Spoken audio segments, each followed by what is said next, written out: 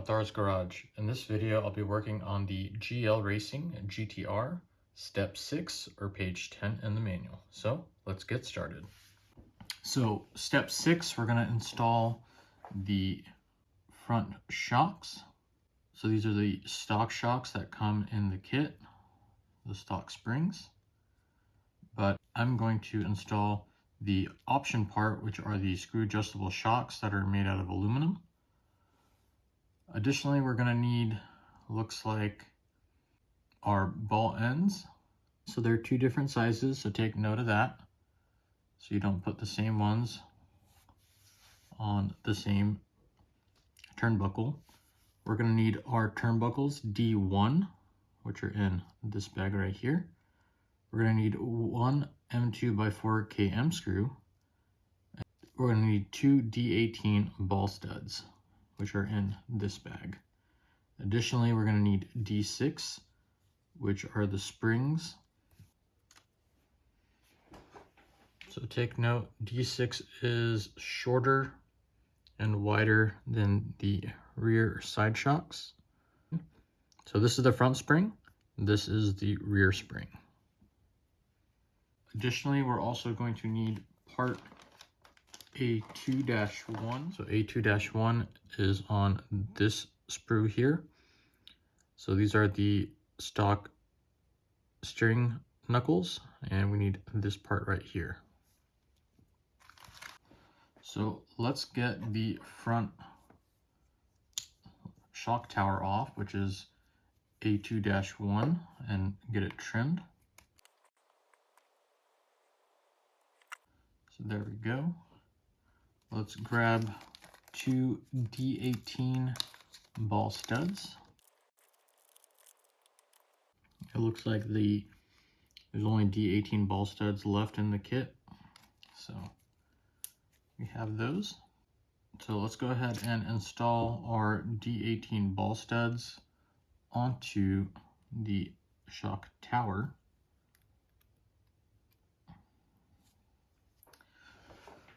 So the front of the shock tower is this side right here. You can see this is countersunk, so that's going to be the front. On the back side, there are two pins, so just take note of that. So we're going to install the ball stud from the front side.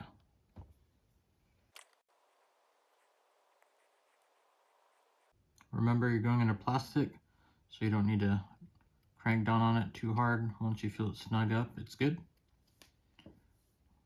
So there we go.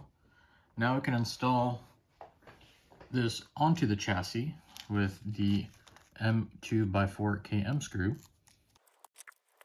So the M2x4 KM screw installs in this center hole right here.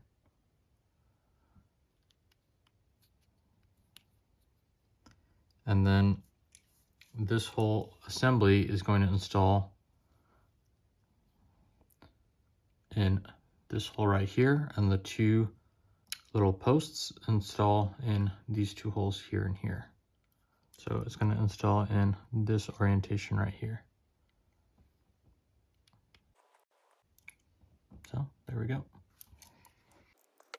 Now let's create our steering links, or steering turnbuckles. So let's grab the two long turnbuckles. Let's get the ball cups off the parts tree, and take note that they are different. One is larger, one is smaller, and the sprues are labeled with the part number. It shows how to build the left side turnbuckle in the manual. So 257020 gets placed on the servo saver side, and part number 307520 gets placed on the outside. So make sure you have the right ones, because there's 3 of these sprues that come in the kit and they all look very similar. But if you see closely, you can see the part number on the sprue. So make sure you are using the correct ones. And we're going to make sure that we install the left-hand threads on the left side of the car and the right-hand threads on the right side of the car.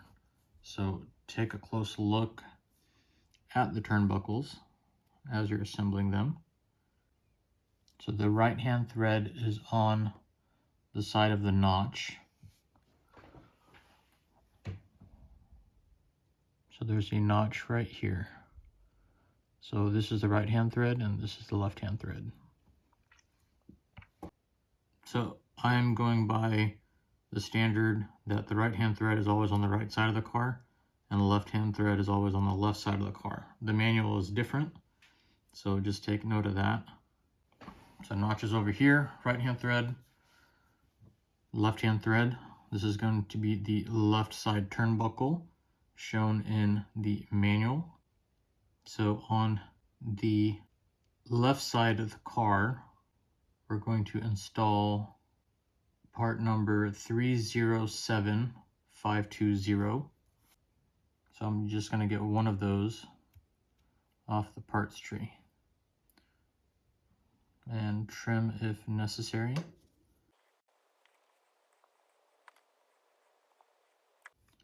So left-hand side. Now on the inside, we're going to use the 257020 ball cup. So I'm going to get one of those and trim if necessary.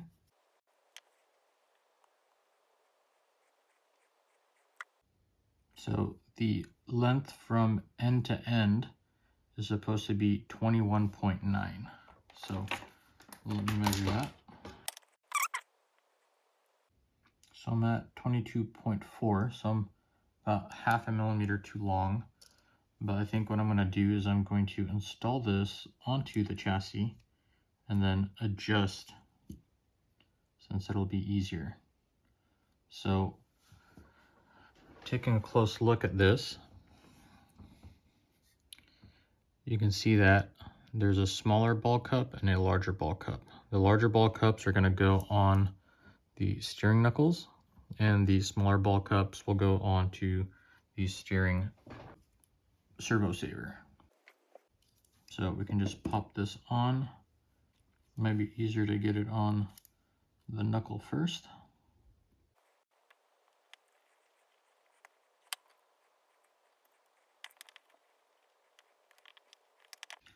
Okay, so in order to get better access on the left side, I decided to take the ball stud off the steering servo just to get that little bit of room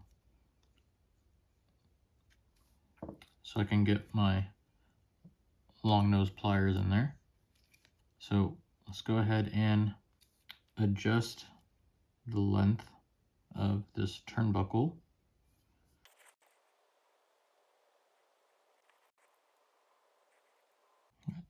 So I'm measuring 21.9. So we can go on and do the other side.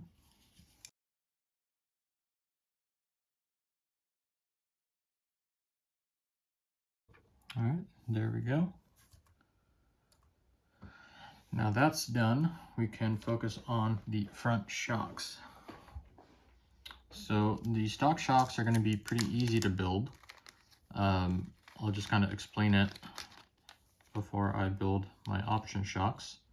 But you have these spring collars here, and you have these O-rings. So you put the O-ring inside the groove in the collar, so that way when you make adjustments, the collar doesn't move as you drive. Then what you do, you put the collar on to the body, you slide on the spring, you put grease on here, and then you can put it together. So I'm not gonna assemble it, but that's how you do that. But let's go ahead and open up our option shocks. So I checked on GL's website. There's no instructions for the optional shocks. However, they do look very similar to the Giulia shocks. Wish they had anodized the shock collars blue to match the rest of the anodizing, but that's okay. All right, so both of these ball cups are the same part number. So let's go ahead and get all of them off the parts tree and trimmed if needed. All right, so there are no male threads that go into the ball cup, but instead there's female threads inside. So there's female threads in here. So what we're going to do is we're going to install these ball cups just like so. We're going to just thread them in to the upper and lower part of the shock. And it's very similar to the optional Giulia shocks that GL Racing offers. So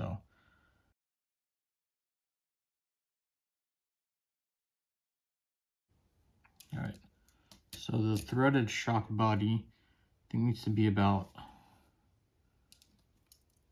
15 millimeters. I'm just going off the measurements of the stock shocks. It's kind of hard to hold this, so I'm gonna try to use a microfiber towel. I put one of the shock collars on there to give me some grip, and I'm just using one of my tools to thread in the ball cup. All right, so this one's measuring 15.2, and I'm all the way shouldered up, so I'm not going to try and force it on anymore. I took the collar off. Let me go ahead and do the other one.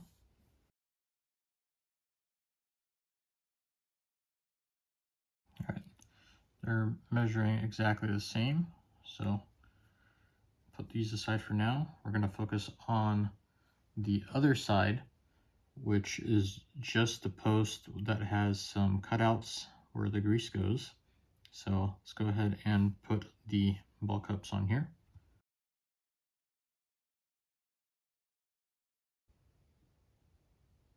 All right, so end to end, it should be 21.2.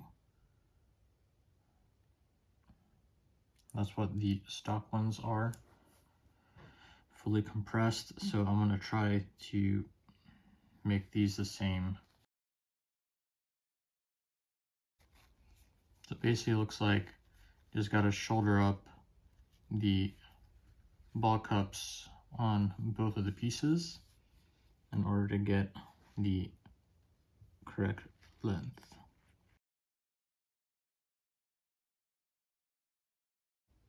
Okay, so both sides are now even.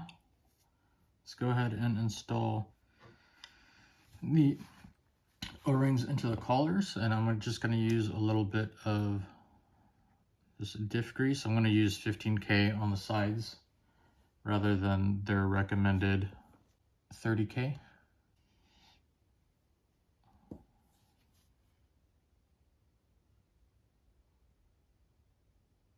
So I'm just going to put it on the O-ring a little bit just to make it easier to adjust, and then now I'm going to install the O-ring into the groove, and there we go. It was nice and easy. All I did was push it in from the top and it went right in. O-ring is in. We can thread them on to both of the shock bodies.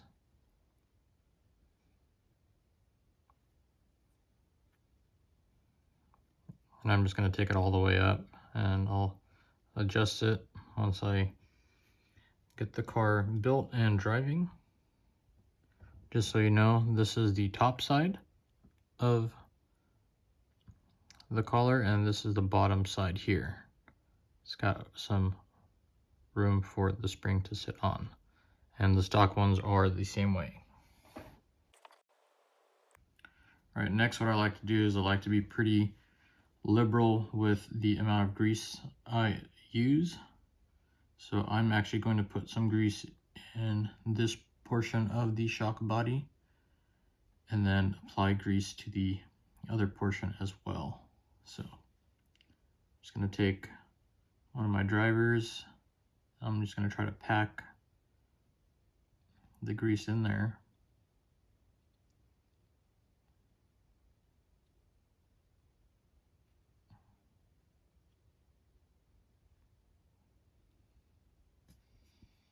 Then I'll use a larger driver to hopefully push it in. And then pack some more.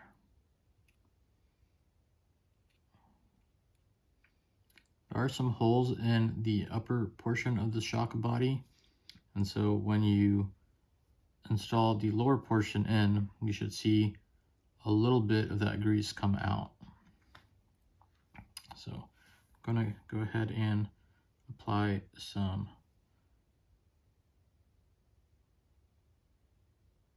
grease on this portion of the shock body, the lower portion. Make sure it's nice on there. Let's go ahead and install the spring onto the shock body. And now we can go ahead and just insert this in. And I do see some. You'll see over here, there's a small hole, and you'll see as I compress the shock, some of that grease is going to come out.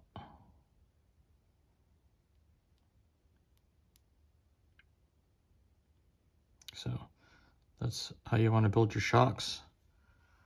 And you can wipe off any excess from the outside.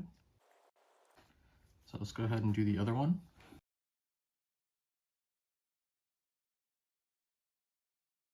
So the shocks are assembled, and we can now install them onto the chassis. So the upper shock body will attach here and the lower on this ball stud. So the spring adjuster is going to face the top. So just like that.